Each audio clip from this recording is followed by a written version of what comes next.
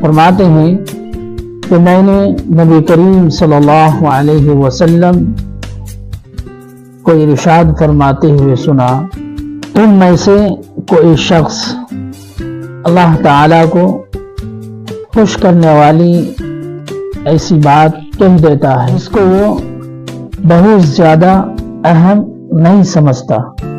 لیکن اس بات کی وجہ سے اللہ تعالیٰ قیامت تک کے لیے اس سے راضی ہونے کا فیصلہ فرما دیتے ہیں۔ اور تم میں سے کوئی شخص اللہ تعالیٰ کو ناراض کرنے والی ایسی بات کہہ دیتا ہے جس کو وہ بہت زیادہ اہم نہیں سمجھتا، لیکن اس بات کی وجہ سے اللہ تعالیٰ قیامت تک کے لیے اس سے ناراض ہونے کا فیصلہ